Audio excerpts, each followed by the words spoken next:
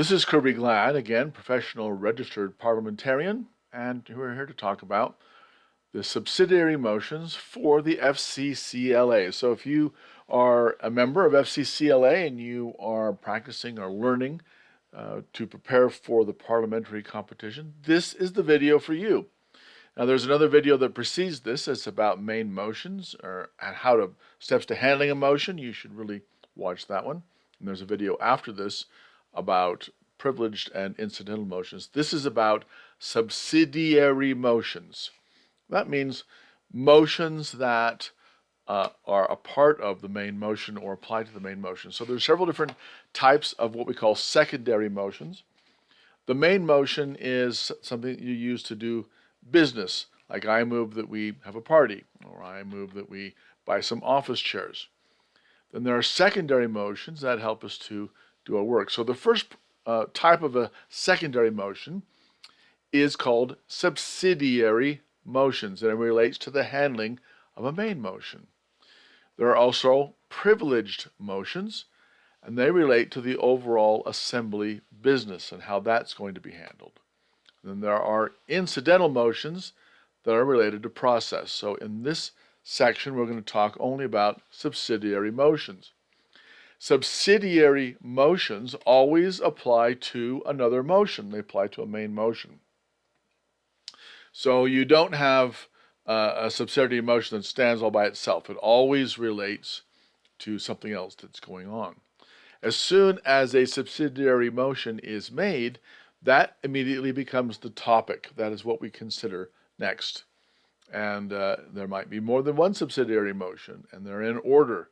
So whatever is the most current one, that's the one we talk about, and that's the one that we're debating. We don't, if we have a subsidiary motion, then we don't talk more about the main motion until the subsidiary motion is resolved. So they have a rank order, and so I will give you all of the seven subsidiary motions in order from highest order to lowest order, highest priority to lowest priority.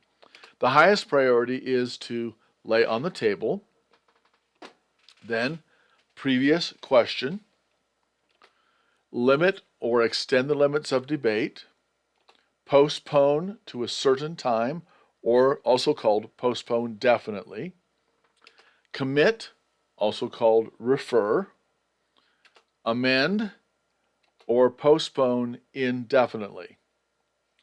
Now, let's just think about for a minute which of these are debatable or not debatable. Now, this shows the subsidiary motions in blue, and the red ones are the privileged motions. They're privileged, and we will talk about those in the next video. The subsidiary motions here in blue are the 7 ones at the bottom. Of those, these are debatable. The first 4 are debatable. The next 3 are not debatable. So limit to or extend limits of debate, not debatable. Previous question, not debatable. Lay on the table, not debatable. Keep that in mind. Now, in FCCLA competition, parliamentary competition, we only do certain motions. We don't do all of the motions, or all the incidental motions, or all the privileged motions, or even all the subsidiary motions. We only worry about the ones that are underlined here. And therefore, in this training and the other training video, those will only be the motions that are described and discussed. Now, we're showing the motions here from lowest to highest, so you can get this kind of picture in your mind. The order of these motions is very important because they can be layered on top of each other. So, for example, let's say you have a main motion. Somebody could make a motion to amend. And then while that motion, which applies to the main motion, while that's even being discussed, someone else can make a motion to postpone to a certain time. That's what I mean by these motions can be layered on top of each other. So you usually have only one main motion on the floor at a time, but you can have 7 different subsidiary motions on the floor at a time. Then you could have these other several privileged motions on the floor at the same time. So it's important to know that the order that these go in, and the fact that when a motion to amend is on the floor, anything above it is in order, anything below it is not in order. So if we have a main motion, and then we have the postpone to a certain time, then while we are discussing postpone to a certain time, the ones above it could be made. Limit to a debate, previous question, or lay on the table. All of those could be motions that are made. Anything below it could not be made and would be out of order. So if we are discussing a motion to postpone to a certain time, no one can make a motion to commit, amend, or postpone indefinitely. Okay, remember that idea. We'll come back to that shortly. But the first we want to talk about, we're going to go from bottom up now. We're going to talk about the lowest motions that could go up. And of course, the lowest possible motion is the main motion. That's the one that all these are applied to. So the very first one we're going to talk about then is the motion to amend. Now, the purpose of a motion to amend is to improve the main motion, the one that we're discussing. Improve the motion that was made before this one, the subject motion, the immediately pending question, several different ways of saying what it is that we're going to amend. But that's the purpose, is to change something about the motion to make it that we like it better and we want to vote for it. And the idea is that you will change the motion so that more people can vote for it. Now, an example of this is, suppose there is a motion to buy 3 chairs for the office. So someone stands up and says, I move, which is how you make a motion, I move to buy 3 chairs for the office. That's the main motion. Then another member is recognized and makes the motion to amend. I move to amend the motion by inserting blue after the number 3.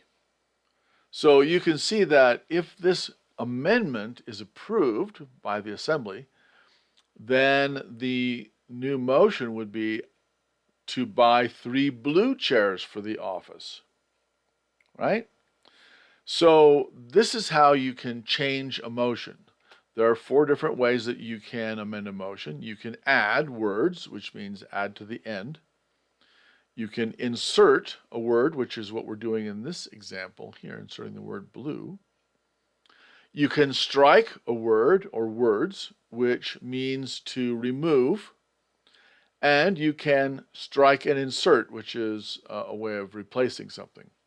That's also sometimes called a substitute. If you strike the entire motion and insert something else, that's a substitute motion. It's still just a way of doing an amendment. Okay?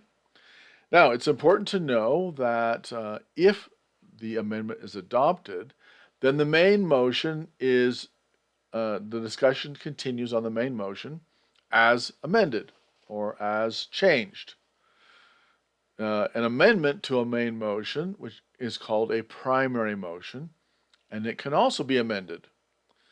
However, that motion, which is called a secondary amendment, cannot be amended. So the most that you can amend is 2 layers. You can have a main motion, then someone can make an amendment, a motion to amend, then someone can make a motion to amend that amendment. But you can't go any further. Now, when someone makes a motion to amend the main motion, then that's the topic. That's what we're talking about, is the amendment. Somebody else cannot make another motion to amend a different thing in the main motion. You have to only talk about the amendment that's proposed. What would you change about the amendment? That's called being germane. And your amendment must be applicable to the motion that you want to amend. Now that's fairly easy to do if you think about it. Just remember that when the amendment is made, it's now the topic. So you can change that motion, but anything that you want to amend from the primary motion has to be a change in the primary motion itself.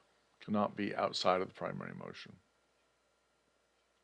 All right, let's talk about the next one. So let's say that you are trying to amend something, and it's getting kind of complicated. Maybe the discussion is getting technical, and so somebody says, you know what, this is all too complicated.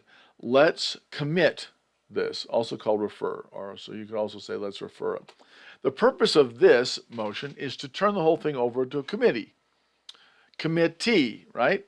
So that is when you put the double E ending on the back of the word, it's sort of the receiver. So the committee is who we commit the motion to.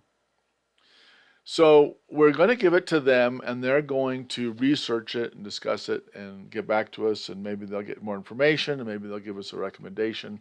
But that's what a committee would do, is take something and spend more time and research into it. The reason why you turn things over to a committee is because maybe we have a meeting of 50 or 100 people, and we don't want to waste everybody's time trying to work through things that we don't all understand. So we give it to a committee of 3 to 5 or 6 or 9 people, and then they really put the time into it to get to the bottom of the issue, and then they bring it back and they report to the assembly, and then they give their recommendations. So you should vote for this, or this is bad, and this is why, or they could suggest a different motion.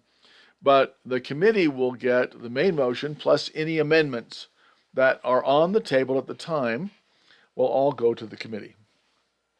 So let's look at an example. So the person who makes the motion can simply say, I move that we refer the motion to the blank committee. So I move we refer the motion to the activities committee, or I move to refer the motion to the Constitution and Bylaws committee, or I move to whatever committees you have, or you can even make up a new one. You can refer the motion to that committee. If you're going to make up a new committee that's not a standing committee, then the motion needs to include how many people will be on the committee and how they will be selected. It's a little bit more complicated. So for the purpose of your competition, it's just better if you refer something to a standing committee.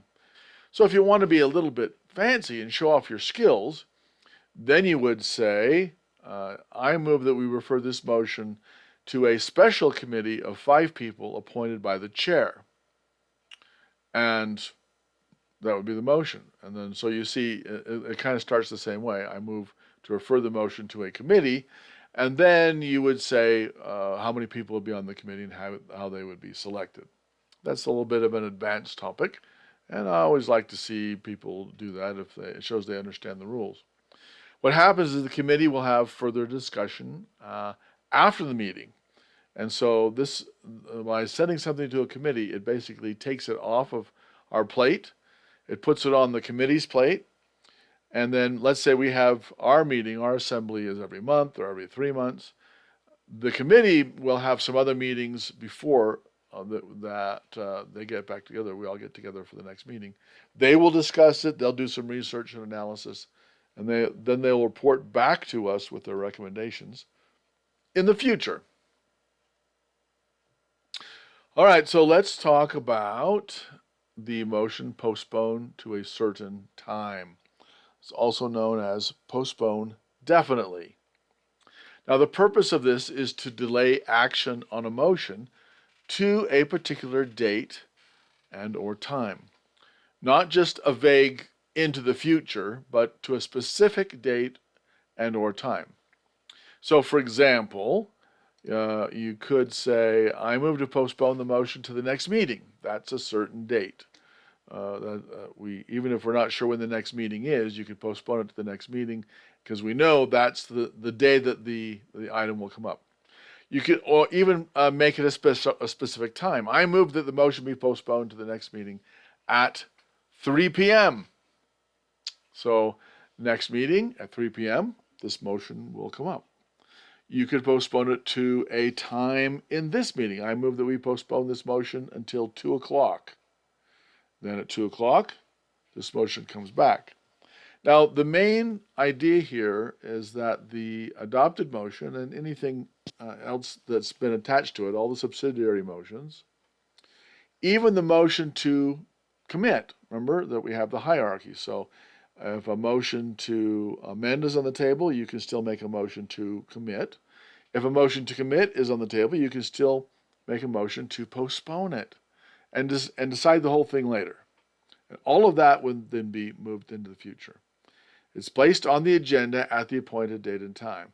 Now, the key here is that no further action is required to bring the motion again before the Assembly. Why?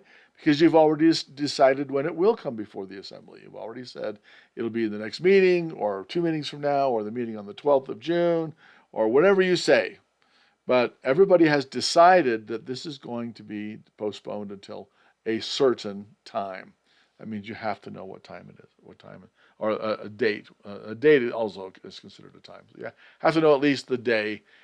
You don't need to know, if you don't know when the next meeting is, you don't have to give the date, but you do have to say the next meeting or 2 meetings from now. It has to be a specific time period that can be identified later.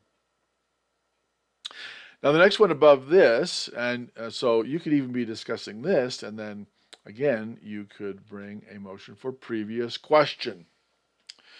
So a motion for previous question, or to move previous question, simply means that you want to vote now. So if previous question is passed, it stops debate, it precludes further amendments. You can no longer refer it to a committee, and you cannot postpone it. And why is that? Well, look at this chart. You see where previous question is in dark blue there. Remember that while a motion is a subsidiary motion is on the floor, only motions above it can be considered, and motions below it cannot be made. So when the previous question is made or voted on, if it's successful, if it's adopted, that means you can no longer make a motion to extend the limits of debate. In fact, you cannot have any more debate because we're going to vote right now. You cannot make a motion to postpone to a certain time. You cannot make a motion to commit. You cannot make a motion to amend. You cannot make a motion to postpone indefinitely, because those are all below the priority of previous question. You can make a motion to lay on the table, even if the previous question motion has been made and voted on and adopted. Okay, but nothing below it. So that's why it's important to know this hierarchy and what the order of all these things are. So let's go back to the previous question. Someone makes the motion, I move previous question. I move the previous question. It simply means I want to vote now. I'm tired of discussing it. If anybody feels like the people who are debating are repeating themselves, or they're not getting any useful new information, or they're just tired of discussing it, they can make the motion for previous question. Now, the motion for previous question is a motion. It's not, and the biggest mistake that people make about this is they think that if they just holler out, I move the question, or I call the question, or previous question, without being recognized by the chair, they think that they have some magical power to end the debate. Well, everybody has the right to debate. No one person has the right to end debate. So to end debate requires a 2/3 vote.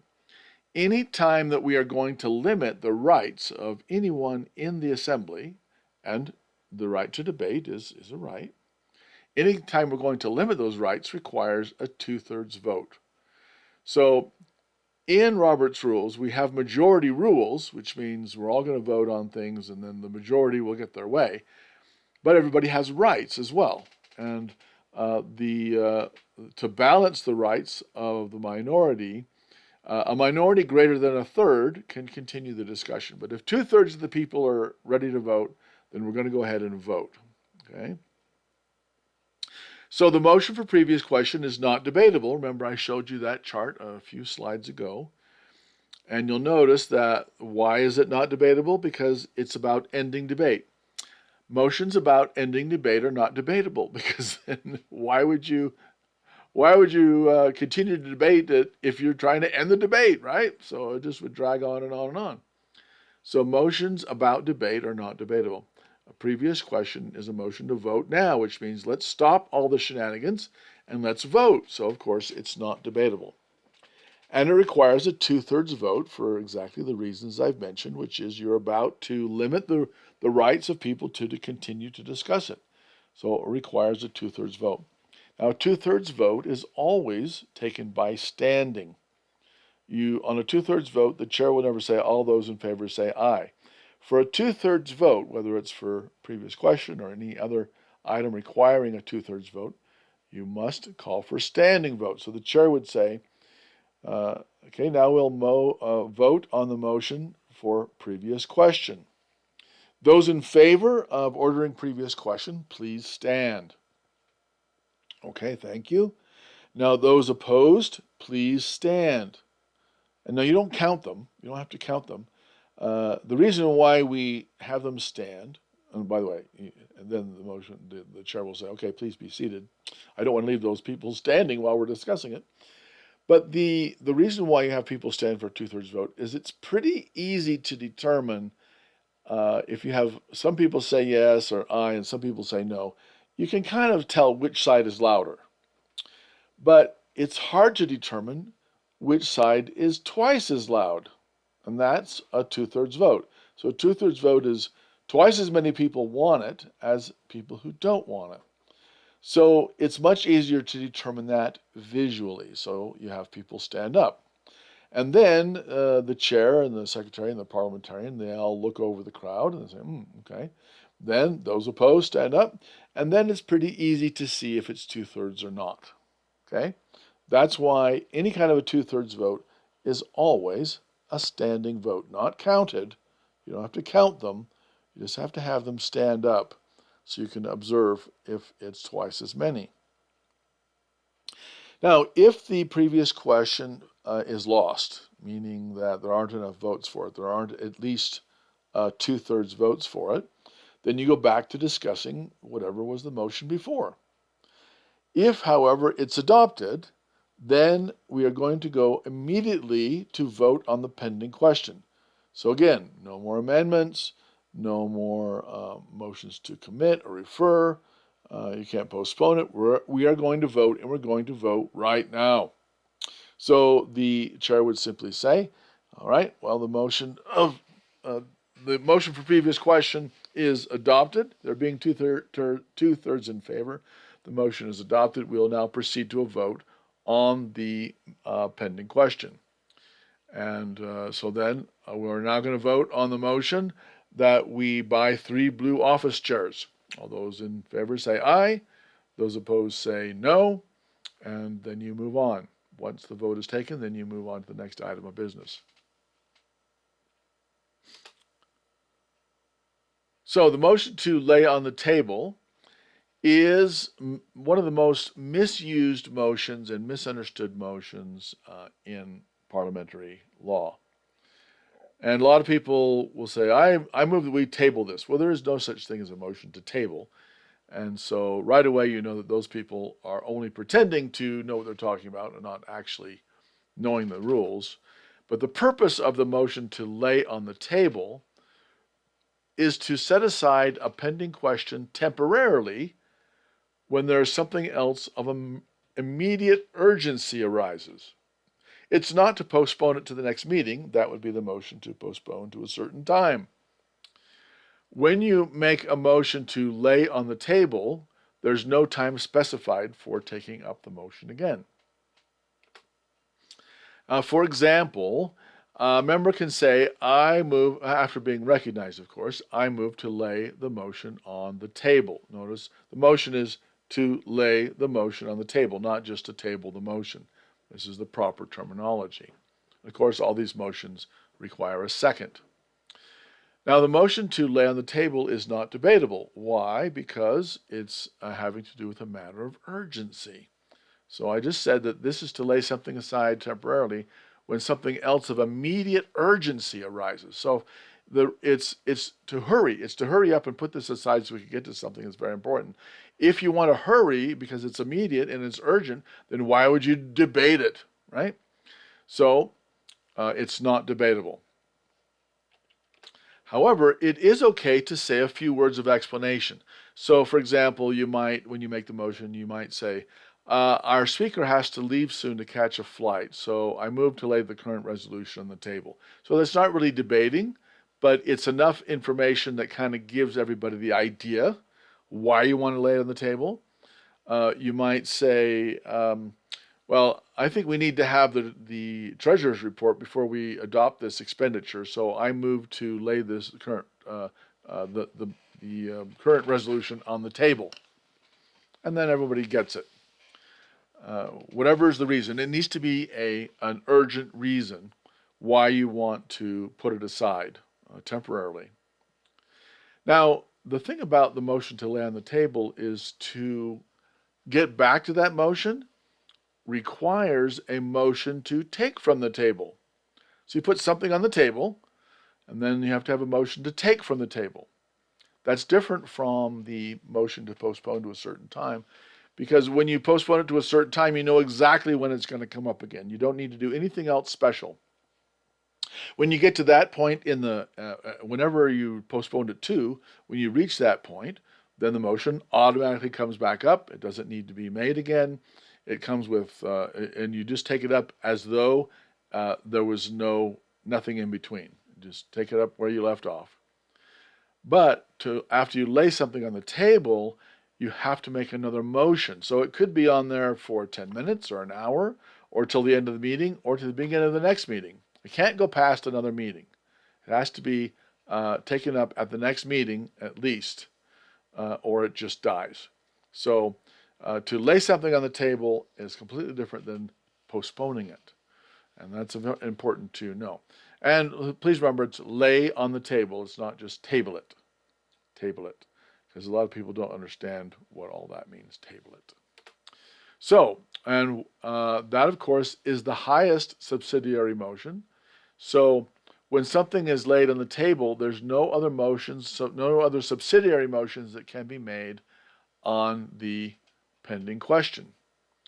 But all of these things that have been moved, so let's say we have a main motion, such as I move that we buy 3 blue chairs for the office, and then somebody wants to amend that, and then while they're discussing it, somebody else wants to refer it to a committee, and before we vote on that, somebody wants to postpone it to a certain time, and before we vote on that, somebody else introduces a motion to limit debate to 3 minutes.